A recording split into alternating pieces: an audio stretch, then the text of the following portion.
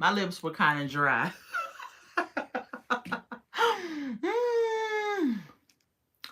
Hey y'all, hey y'all. Tasha checking in with another video. Y'all know, let me get situated with another video, and this is going to be my review of Life After Lockup, y'all. Season 5, episode 21. Um, Games. Hold on, let me show you. Let me tell y'all what the exact name of it. I think it's Games Chance Play or Chance Games or something like that. Y'all, hold on. It's Games of Chance. If it's your first time joining me, welcome to the live. I am Tasha, and I'm about to get into this review. I'm so sorry I'm late. I was supposed to be here at 3 p.m., but I got out of church, y'all, and then I went to go to Smoky Bones. I said, I ain't been to Smoky Bones in a minute. Let me go get some broccoli and some of their smoked wings, which they're so good. But yeah, I got there at like 1:45, and it took them literally, I had to get up at like 2:30, and I was like, what is going on? Where's my food? And they was just like, let me check. And then she come back 2 minutes later with a bag, and I'm like, so was it sitting back there under the light?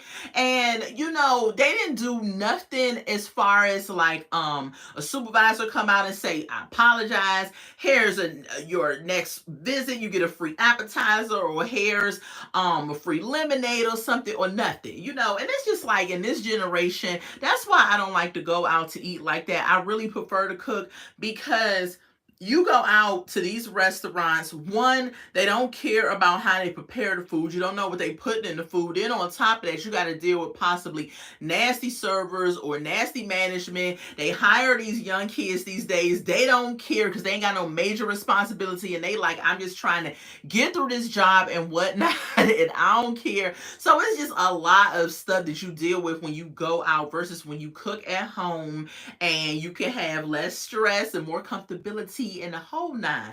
But anyway, this ain't about that. This about life after lockup. If I had to give this episode a review on a rating on a scale of 1 to 10, I would give this episode a 7. It wasn't a bad episode, this episode, y'all. It was a 7.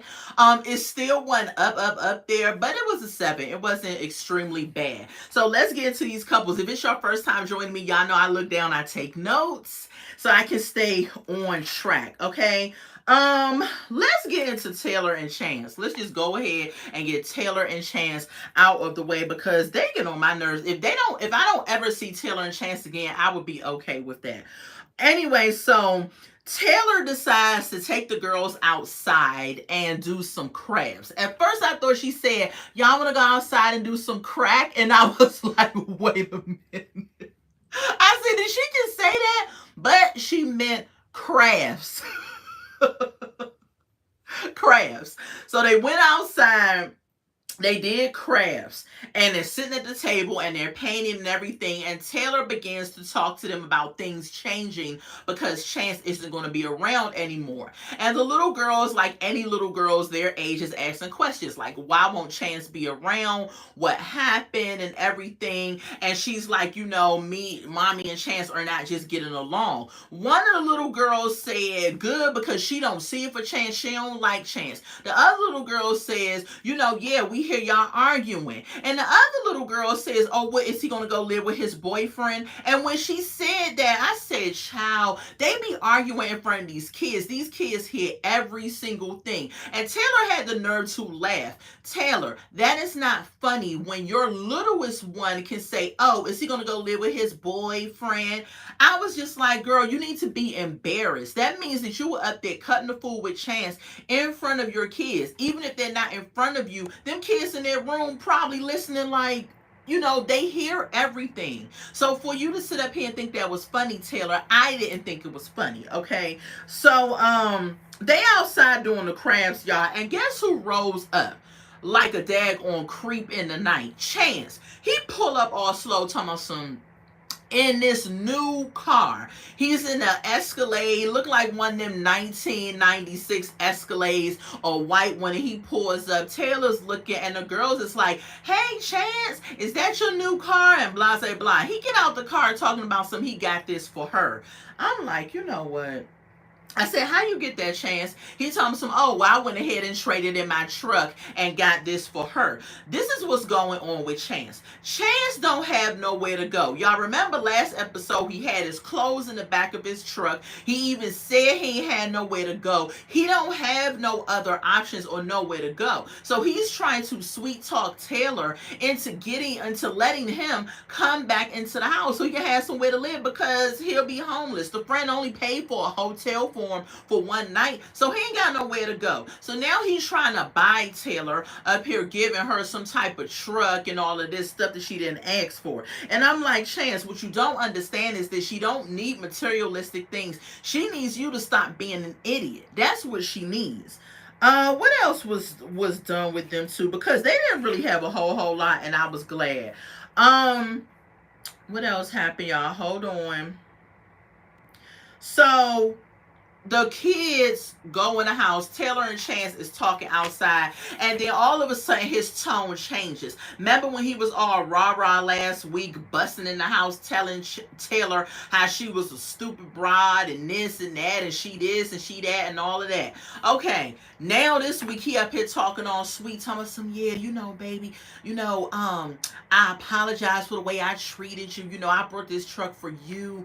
You know, excuse me. He said, I want to be, something tickled my throat, y'all. He said, I want to be in the girl's life, in your life, woo, woo, woo, all this begging and stuff, right? My bad, y'all. All this begging and stuff that he was doing. And Taylor's like, well, you know, I just can't trust you anymore. Then he starts begging again. He starts getting even quieter and lower. He's like, yeah, well, you know, baby, if all that stuff he want to tell her, right? And then he wears her down like Steve Urkel, and she goes ahead and say, okay, well, maybe we could talk later. Taylor, why are you talking later to this man? He's showed you who he is. He came into your life, knocked you up. Shall we go down the list again? Knocked you up, right? Tore up your house, right? Gave you bad credit and a bad name out there in them streets, and made you look crazy in front of your daughters. So why are you even wanting to talk to Chance about anything? His chances has ran out. He should be out of your life, out of the girl's life, out of the door. I don't understand why she's talking about some, oh, well, we can talk about it later. I'm telling you now, Chance gonna be right back in that house, right back up in them girls' faces. And then when they were doing crafts, y'all remember Chance had gave all of the girls promise rings. And so one of the daughters asked Taylor, what are we supposed to do with these promise rings? And Taylor says, I don't know. You could just give it back to him whenever you see him. Taylor, put some bass in your voice, right? And let these little girls know what the real is. Listen, Chance is not coming back. He hurt mommy. We're going to move on with life, and we're going to be okay. And you take them rings. Don't tell them give it back to you. Give it back to him when y'all see him, because then that means that in some way Chance is going to be back up in the household where the girls are going to see him. See, you setting a bad example in front of your daughters, Taylor. You don't want this generational cycle of choosing bad men to continue, because the oldest girl told us too when they was outside doing crafts that this is just like your other boyfriends. So Taylor has a history of making bad decisions when it comes to men. And this is no different. Child, Taylor, get your life together, okay? Stand on business, okay? When it comes to your daughters, show them how a woman is supposed to behave, the type of man that she should want in her life. And stop rolling over for Chance, this old drugged out criminal that's tearing up your house and tearing up your life and dropping baby seed in you and then rolling out. And now you want to sit up here and say, oh, well, we'll talk later. About what? Girl, bye. I'm done with Taylor and Chance. Moving on to the next couple. Sometimes I gotta bust out laughing from really wanting to snap on these fools. So the next couple is going to be Lindsay and Blaine. Lindsay don't care about nobody but herself. I have said this once and I'm going to say it again. She don't care about Blaine. She don't care about them kids. She don't care about nothing. Whatever makes Lindsay happy is what Lindsay cares about. Okay? So we get Lindsay. Remember last week she was at the bridal shop trying on bridesmaid dresses when her daughter revealed to her that Blaine was coming to her after they argued, talking bad about her. So she's still leaving a message. It picks up from last week. She outside in the store's wedding dress. If I was the store manager and I saw her walk her old country bumpkin self outside with no shoes on in my wedding dress from the store, baby, you have now got it dirty. You've now been outside in it. So I'm going to have to charge you a little fee. Shout out to Ashley, another YouTuber. She said the same thing. She says they should charge her a fee. And I full-heartedly agree with that. They should have charged her some type of fee for leaving the shop with the dress on. You done got it all dirty in the streets and stuff. You ain't paid for that. Once you pay for it and we put it in the bag, now you can go out in the streets. You could drink Kool-Aid in it for all I care. But that is still property of the shop, Lindsay. Don't nobody care what you got going on. You want to take the shop dress. So she leaving this message to Blaine talking about she need to see him later and she wants to see him at the house ASAP, like right now. So, Lindsay then goes back inside asking her friend, Molly and the grandma had left. She asking her friend, hey, can you zip me out of the dress? She's sitting in the dressing room. Why she's in the dressing room, y'all? Do y'all know what Lindsay did? Do y'all know what this psychotic broad did? She went into the dressing room, calls the PO, her PO, tells her PO, and if y'all don't know what PO is, parole officer, tells him that Blaine has a medical marijuana card. Is that okay for him to have? I said, girl, of course it's not okay. I know that and I ain't no PO. The PO with his voice change said no. They had a little disguiser of the voice. They said, no, that is not okay. Blaine cannot have a medical marijuana card and be living with you. Lindsay goes into this fake crying. I said, girl, bye. You ain't mad about it. She did that as a way of an excuse to now be able to, when she confront Blaine, tell him, you got to get out of my house anyway because my PO said you can't be here because you got a medical marijuana card. She did that so she could throw it in Blaine's face. And we're going to talk about why in a few minutes. What else happened? So Blaine then pulls up. She gets back to the house. She's standing outside, no shoes on. Why is it? Please drop in the comments if you are a Caucasian individual and if this... I ain't meaning to throw shade at y'all community. I'm sorry. But please help me understand why Caucasian people always outside with no shoes on. This is her second time I done seen her with no shoes. What in the world? The way I was brought up and raised, if you're going outside, even if you put some house shoes on, you run into the car real quick, some flip-flops, some something, look, put something on your feet. The ground is dirty. You don't know. It could be glass broken. It could be a tack outside. It could be a roach. It could be anything. And y'all just be out here stomping around on the ground with no shoes on. But anyway, I digress. Back to Lindsay and Blaine. So Lindsay's standing on her porch, right? And she's standing up there on the, it looked like a wooden porch. Now it's a wooden porch. You can get a splinter in your foot. Now you got a bigger thing to deal with. So she's standing out there. Blaine pulls up. When Blaine pulls up, he has on the back of his pickup truck, it's attached to ATV or something. So he pulls up. Lindsay is like, you know, where you been at? What's going on? I've been calling you. And so Blaine is like, I went and kicked it with the homeboy. He was selling the ATV, and I wanted to get something for his son. What's the son name? Keegan.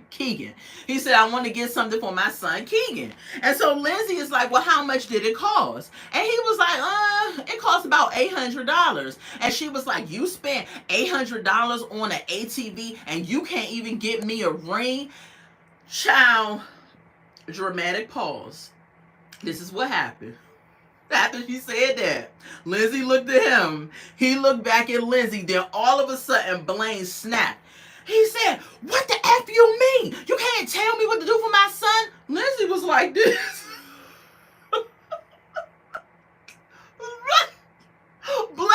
went crazy. He snapped off. First of all, Blaine, in my opinion, looks like the man from Men in Black. The first one, remember the farmer that the alien got inside of him? In my opinion, Blaine looks just like that character. And when he got mad, he snapped on Lindsay. And you know what? I can understand why you snapped, because Blaine said that whatever Molly asks Lindsay for, she gets it for her no matter how much it costs. He wants to go do one thing for his son that's a little expensive, and then you got all of this pushback about it. That's because she don't care about you, Blaine, or your son. What else? Blaine went off. After he went off and scared Lindsay, they went into the house. Lindsay says, Molly told me what you said. She goes right into it. She's like, Molly told me what you said. Why are you confiding in my daughter about me? And Blaine then says, she said, why didn't you tell me? Tell me how you feel about me. Tell me you're unhappy and you don't like living with me. Blaine says it does no good. It does no good to tell you anything, because basically he was saying you don't care about nobody but what you want to do. She says, well, why are you marrying me? Why are you doing this? He's marrying you, Lindsay, because once again, you're making him marry you. You want to do what you want to do. Blaine does not want to marry Lindsay, point blank to the period. But because Lindsay is a spoiled brat, because she's stubborn, because she wants to make people do what she wants them to do, she has punked this man into marrying her by giving him some $200 chain and making it seem like they now committed and all of this and that. So, Blaine, hold on, y'all. Then she goes and says to Blaine, well, I called my PO. And my PO said that you cannot live here anymore, so you got to get out of my house. I told y'all she was going to pull that card. She said, you got to get out of my house because you got a medical marijuana situation going on. Blaine said, why would you tell him that? I was with Blaine. Who asked? You know what I'm saying? First of all, this is how I know it was done out of spite, right? Because Blaine told her 2 episodes ago about the miracle marijuana card. As soon as she found out about it, why didn't she go call her PO then? Why would she wait until now she's mad at him, then go call her PO? You know what it looks like, Lindy? Tit for tat. That's what it looks like. You did it out of spite. So now Blaine got to pack up his stuff, take his stuff. So he getting his stuff out the house. And the whole time, he up here mad. He like, I can't believe this. She get on my nerves, blah, blah, blah, and all this. And so she's like, Blaine, tell me what I have to do so we can move on. Or she says, what have I done to you to make you treat me this way and all of this? Then Blaine goes off again. He says, you was up here being with a married man. I was like, dang. Shoot. I said, what married man, Blaine? Y'all, apparently Lindsay was talking to somebody because she done got Blaine fed up. And you know what? I don't feel no type of way for him or Lindsay. Some people can say, Lindsay's trash for treating him this way and all of this, but I don't feel no type of way because Blaine, you were the same one up in Deontay's face. What was it, last season? I think it was last season or season before last when Deontay was on here. You were the one that was up in his face talking trash about him. You were the one that swooped in and took his girl, but I think Lindsay and Blaine got together and played Deontay to get on this show. You can't tell me nothing different. You were the one, Blaine, that was participating in all of this, and now Lindsay has now showed her hand to you, and now you have to deal with the type of person that we all knew that she was. So now I don't feel no way about it, Blaine. So I guess you gone from the relationship or whatever's going on. She don't care. Lindsay is a heartless individual and she doesn't care. And that's it for them. I ain't got nothing else to say about them. Lindsay and Blaine, we shall see what happens, y'all. This next week is the season finale. So thank God we need some new couples, some new meat, because I'm sick of all of these couples that's on here. Moving right along to Louis and Melissa, another annoying couple. So, y'all know in this episode, Louis and Melissa are in New York because Melissa is going to have rhinoplastic surgery, which means she's going to get her nose, I don't know, she's going to get it even skinnier, or I don't know what the heck she want to do to her nose. But anyway, she says she hates her nose. It's been ugly since she was in school and she don't like it. So she's in New York. They're sitting at the pizza shop, and Melissa is like, "We gotta go, Louis, because I need to go take this pregnancy test. Because she has to take a pregnancy test so that she can verify that she's not pregnant to move on with the surgery. Because if she is pregnant, then they can't move on with the surgery." Child, they was trying to paint this picture that Melissa might be pregnant. I said, "Girl, bye, please don't, okay? Because you are not in a position to have a baby with Louis. You can't even treat him with respect, let alone." How would you treat his offspring with any type of respect?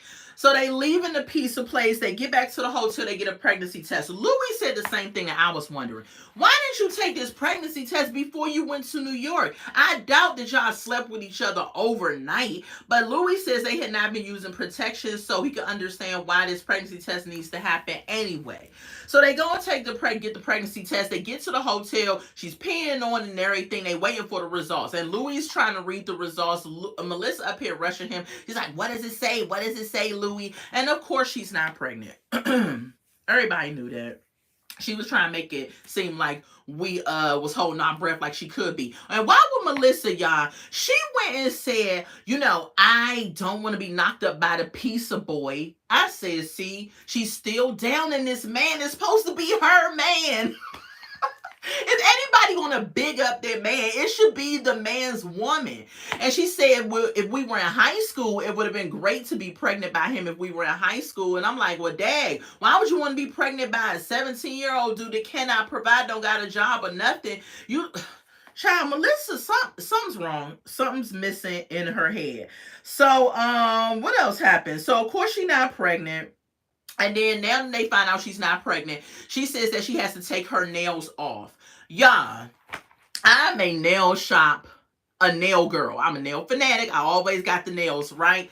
I know if I want to take these nails off, right, I have to go and get them soaked off, right? I have to get them soaked off, and then they go ahead and they take them off real gently and everything to reveal my real nail that's under here. So Melissa had to take off her nails, right? She gonna get a trash can and tell Louis put the acetone in it to soak her nails off. They doing this in a hotel room. Then she's telling Louis, "You gotta put the aluminum foil on them and do this and do that." I'm thinking to myself, Melissa, you in New York City. Why the heck did you go to the corner to a nail shop and be like, "Hey, can you take my nails off? I want to take all of this off so my real nails can show." They would have done it for you. Why you in the hotel room in the trash can asking Louis to take your nails off? I said, "Child, this lady, I'm telling you, Melissa is not all there."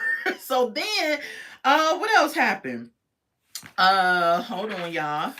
So then they get to the doctor. She is on the day she having her nose surgery. They get to the doctor. She says she's feeling nervous and everything, but Louis is there to support her, help her, take care of her the whole nine. So they wheel her back. 3 hours later, she comes back and she's done with the surgery. She's able to go home or go to where they're going to drive back to New Jersey. New Jersey is like an hour away from where they were.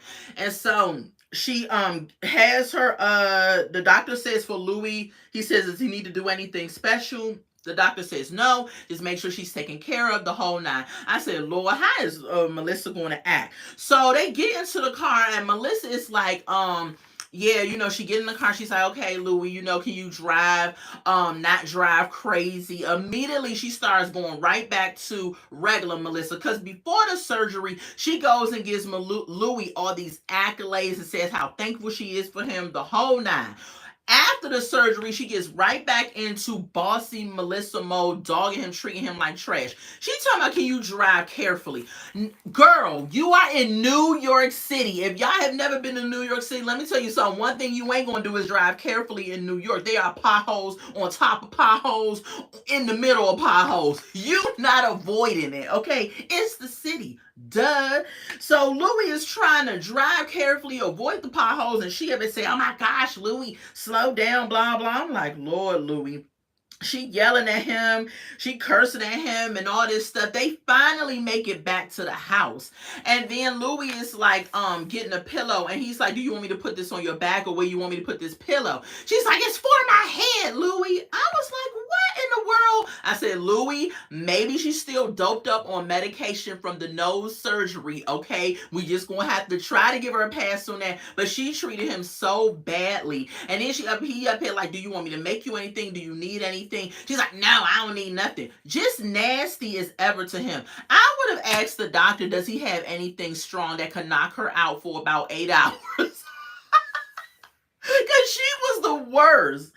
What else happened? So Louis, Louis says, the first week of taking care of her was horrible. So she was like that for a week. So he decides to plan something special for her. He goes to this beach in New Jersey. He puts a blanket down. He gets some little bottles of wine or whatever. And he's trying to, give her a relief after she's went through all of this, and just have a romantic little beach, little drink session or whatever. So Melissa, before Melissa gets there, Louis gets on the phone. He calls his mom, checks in with her. He says Melissa had her surgery and everything, and the mom is like, as long as she's happy with it or whatever, I guess. So Melissa walks up to Louis. He says to his mom he has to go. She has a scarf wrapped around her face, and she's like, so do you want to see it? And he's like, yeah. So Louis is like, I hope the surgery didn't go bad, that she don't look crazy, but if so, it is what it is. But she was unwrapping her face, and of course they cut that part, and we don't see her nose. So I guess we'll see her nose. They're saving it for the season finale, child. I don't care. I already heard that her nose looks horrible. Okay. Yeah. I guess she jumped out of the fire into the frying pan. On to the next couple. Which is going to be Sean and Sarah. Y'all. If Sean and Sarah is the epitome of struggle, love. Okay, so first of all, oh gosh, okay, what happened?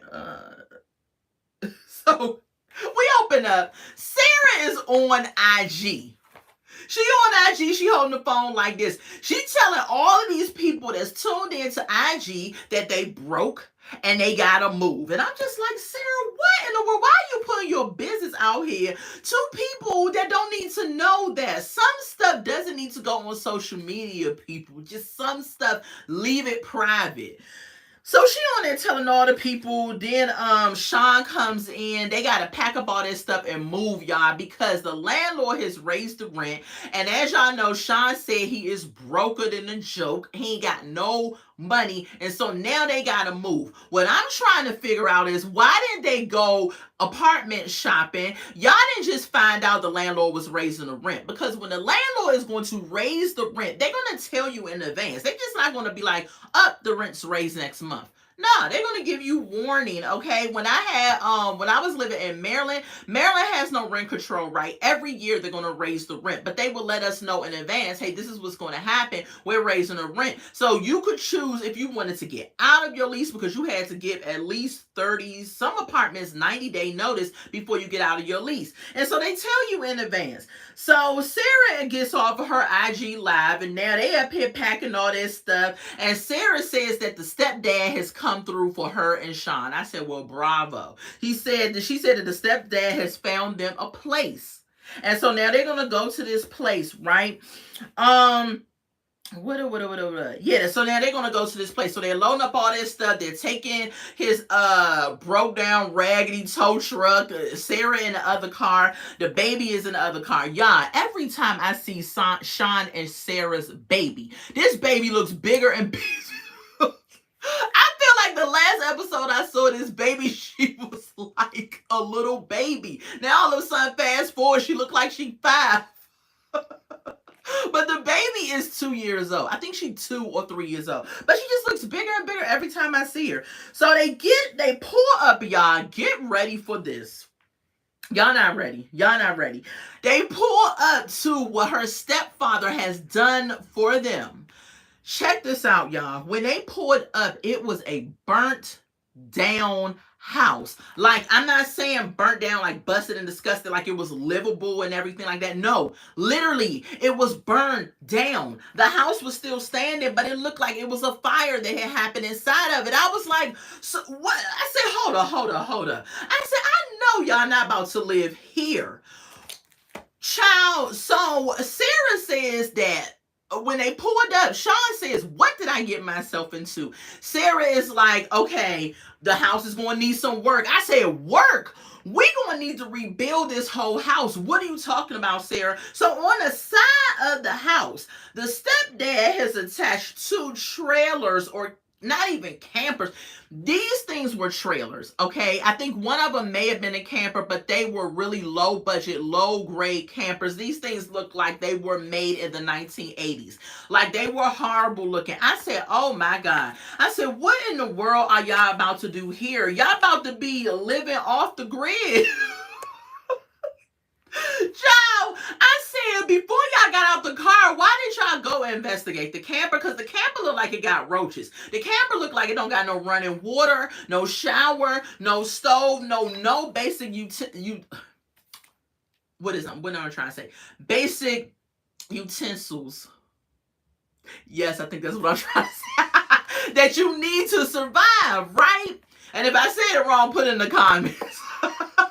So the camper looks horrible. Like, when I say horrible, horrible. So it was 2 of them. So Sarah was she was cool with it. Sean was the one that was freaking out. I would have been Sean. I would have been like, what are we supposed to do with this mess?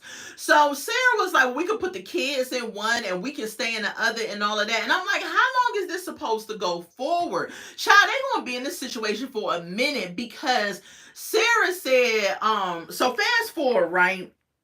And hold on, y'all. So Sarah, fast forward, they unload and stuff. So the baby is over here sitting down on a piece of side of the camper. Child, the baby didn't have no shoes on and was playing in mud. I said, what in the trailer park trash is going on here? Another one. Where are her shoes? I said, oh my goodness.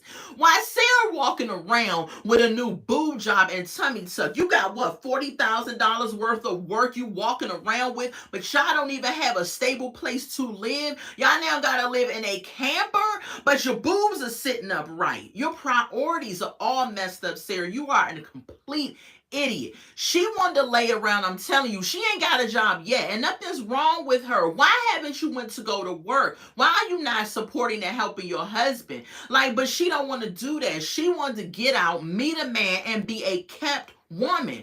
Girl, that's not your life. You can't be that, especially when you out here trying to get tummy tucks, breast implants, and then she talking about she want to work on a BBL. Girl, work on a job, okay? What the heck is wrong with you? So now, fast forward, the mom comes over, and I think she was with the stepdad. As soon as I saw the stepdad, I would have been like, baby, I would have cursed him out on sight. I'd have been like, what the heck do you have us in? This is some crap. I have a child. I have actually 2 children. We ain't see the daughter this episode, and when the mom came, I don't think I saw the daughter then, so I don't know where the daughter is at. But yeah, they sitting up there about to live off the grid, or live off the land, or whatever they about to do. So the mom comes over with the stepdad, and Sarah's up here putting out graham crackers. I said, oh, y'all about to do s'mores? They sitting around this fire pit about to do s'mores, and the mom is like, yeah, y'all can do more things like this. Everybody's trying to make lemons out of lemonade, but y'all ain't even got no lemons. This is horrible. This situation was the absolute worst. Y'all have to go and watch it and see that daggone house. That house, they have to rebuild. They have to knock the whole house down and rebuild. And if Sean is saying that he's broke, how are they going to rebuild? Sarah up here telling him, well, we can save money this way and everything. Girl, really? Sean is about 49 years old. I think 49, 50 years old. Ain't no way at 49, 50 years old that you should be in this situation, Sean. That means you have made some bad life decisions and choices. And don't get me wrong, we all make bad decisions. We all make bad choices. As long as you live, there is still time to begin again. But Sean, at 50 years old, if you got to go now live on the side of a burnt house in a camper or a trailer, sir, you need to sit back and have a conversation with Jesus and reevaluate your life, because you have made some bad choices in life. And then Kelly ends up calling in the midst of all of this too. And she's up here talking about, he's telling her, well, no, Kelly didn't call him.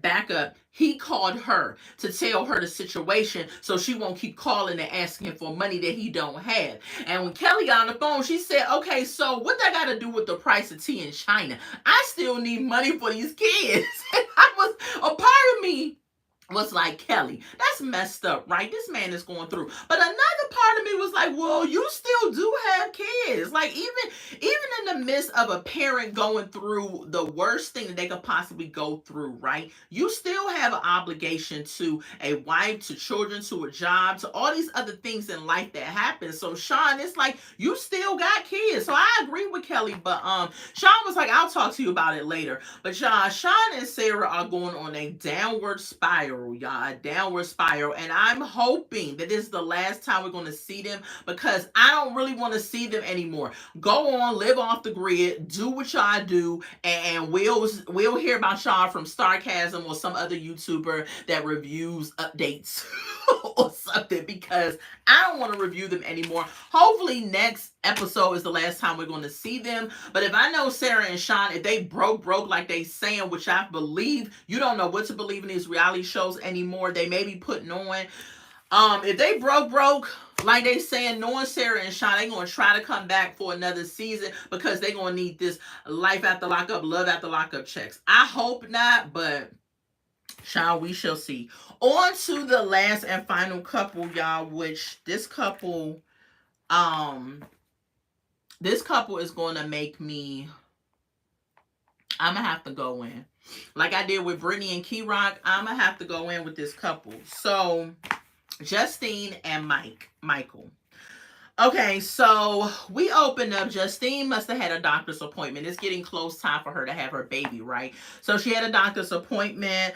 They're coming back, her and Michael, and they're saying, you know, when you think things are all good, but it's not. And so I'm thinking to myself, what the heck is about to happen with the baby? What's going on? So Justine is saying that she has a big baby inside, and she only gained a certain amount of weight that was really just the baby weight. The baby is crunched up in there, and she's having some pains and all of this. She says that the baby hasn't moved much, and that they're nervous and worried about the baby. First of all, I can't stand Justine and Michael for this. And y'all can feel the way y'all want about this, but I'm going to talk and I'm going to say what I'm going to say. They are trash individuals, because I feel as though they needed something else for their storyline, and so they used a potential dangerous situation with the baby. If you've never had a baby actually die or have complications or something inside of you, don't make light of it, Justine and Michael. Y'all are so boring and trash people that y'all now have to put a storyline on a possible situation with your unborn child. Now you dragging the baby into this. Y'all, you know what? Let me go on. Hold on, y'all. Let me go on to my notes. Where I was at. So she's saying the baby not moving and all of this. So they go back to the house. If the baby wasn't moving, if it was a complication, why in the world did y'all leave the doctor? Why in the world did the doctor tell y'all to go to the emergency room? What's happening is that Justina playing somebody else's face that has never had a child, okay? First of all, when I was pregnant with my daughter and it was rounding up time, and I know every woman is different, so if somebody going to drop in the comments, every woman is different, every pregnancy is different, I get that. But at the same time, when you were in your last, when the baby is about to do what it do and come out, and your body is preparing for that, what do you mean the baby wasn't moving a lot? My daughter wasn't moving a lot. She was moving. She had her moments when she was, you know how the baby does their little pushing their hands out and all that, and you see your stomach moving, and it's a really joyous thing. But what do you mean the baby wasn't moving a lot? Like, I don't get it. Like, it's time for you to have the baby, Justine. So cut it out. Stop trying to reach for another storyline. You up here talking about some, oh, I'm small frame, so now it could be a situation. Baby, you are not the only short, small frame woman that has given birth to a baby before. Let's talk about Shawnee O'Neal, okay? Shaquille O'Neal's ex-wife. Imagine. Listen, I ain't saying them babies was popping out big, big babies, but she done had four, I think, of his babies, and she is a small frame, short lady. Okay, now I don't know what happened in her pregnancies and all of that, but I'm just saying I'm using her for an example of being a small frame woman. Don't sit up here, Justine, and act like you the only woman on the planet that has ever had to deal with some situations in your pregnancy. Justine and Michael burned me up to no end because I feel like they was making something out of nothing. Wasn't nothing wrong with her. She already had a C-section scheduled anyway. So what the heck you mean? Oh, it might be complication. It might be this. It might be death. It might be all this. Girl, bye. Now y'all reaching for another storyline to y'all boring life. Girl, what else happened with them? The baby was born. The baby was born, and she gave her the most ghetto name, and I'm just going to say it, that I've ever come across. The baby is named Manhattan Barbie. Yeah, y'all heard me right. Manhattan Barbie. Like Manhattan in New York, Barbie. Now, she said she gave the baby that name because when she think about Manhattan, she thinks about shopping and glitz, and Manhattan Barbie makes it seem like it'd be a more upgraded name and all of this and that. And I'm just like, child, bye.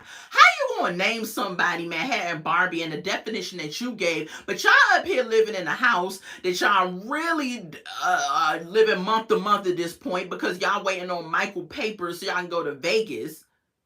And y'all ain't even say Michael not even taking care of his other kids. He's trying to stuff them up in Rhode Island. Y'all living pillar to post, ain't really got money popping off like that, but you up here naming your child son Manhattan Barbie because it's glitz and glam and it's elevated and all of this. Girl, I actually did like the name Manhattan, but when she threw in Barbie, I said, what the heck are we doing here? So are you, what is she, a Mattel item or something? Mattel item, you know, the makers of Barbie? What the heck is going on? Manhattan Barbie, are you kidding me? You could have just said Manhattan and just left it. Like, okay. On to what else happened with them? So they in the hospital 3 days after she gave birth, right? She comes home. The kids are standing outside with a welcome home sign. She comes with the baby. She's laying down the rules. While she's laying down the rules, her oldest daughter is holding the new baby's hand. This is why her oldest daughter gets on my nerves. And her oldest daughter is 18, so I'm about to drag her. I don't care.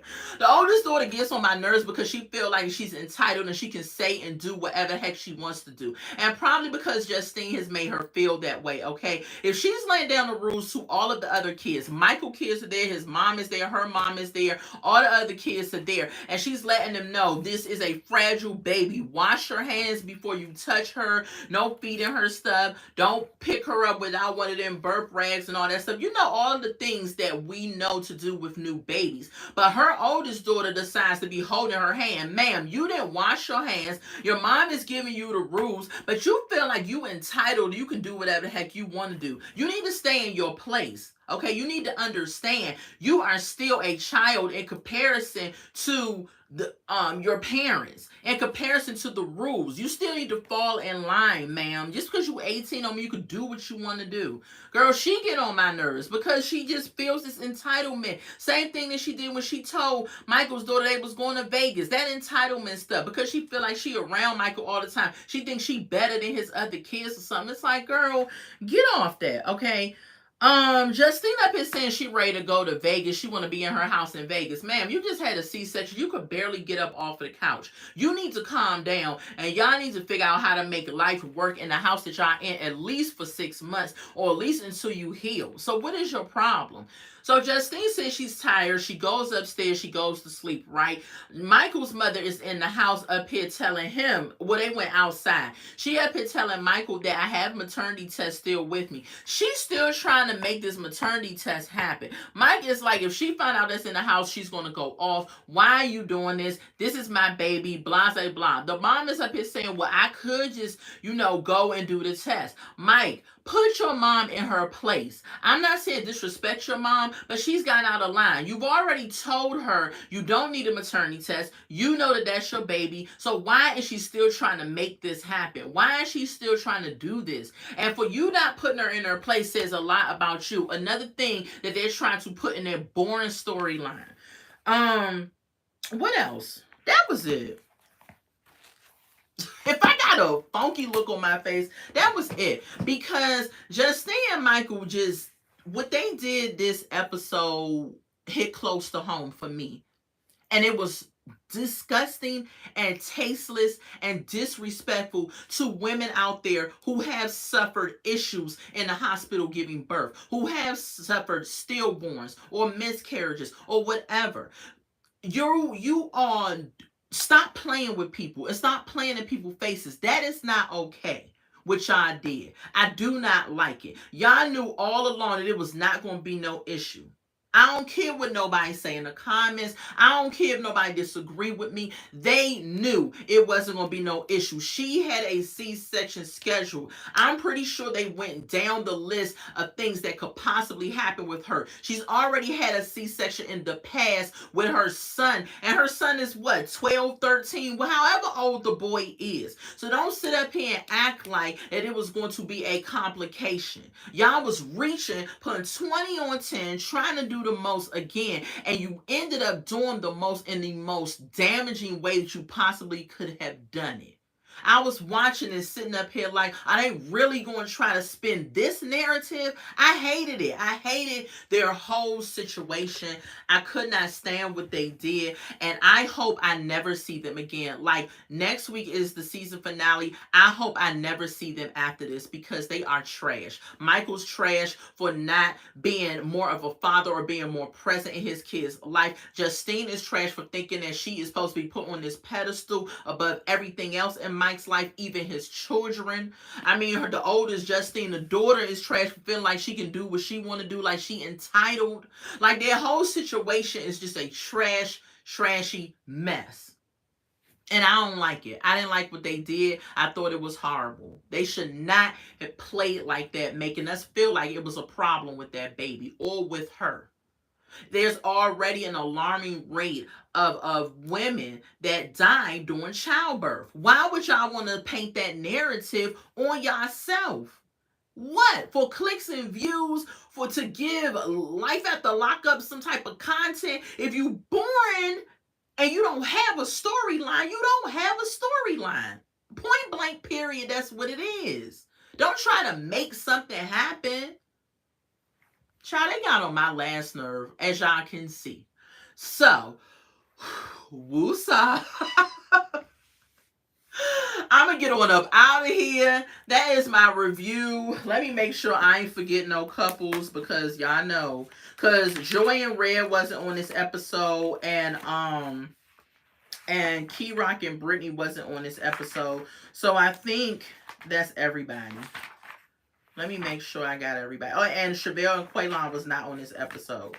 But y'all know next week is going to be the season finale. So y'all know that they probably going to have everybody on the episode. And normally with their season finale, they like to do 2-hour season finales. So I will be out here next week giving y'all the best that I got, giving y'all the review for Life After Lockup. So if it's your first time joining me, welcome, welcome, welcome. Thank you for joining. Thank you for checking out. Thank you. Shout out to the replay watchers. Go ahead and like this video, comment, and subscribe to my channel. We on a push to reach over 1,000 subscribers before the end of the year, and we can do it. Make sure your notification bell is on. Check out my other content on my channel. And if you vibing with me, if you liking all of this, go ahead and subscribe to the channel. I love y'all. This was Tasha checking in with another video review of Life After Lockup Season 5, Episode 21. Games of Chance. I was about to say chances, games, play. Games of chance. Thank y'all for joining me. I love y'all. Have a good Sunday until we meet again. Bye.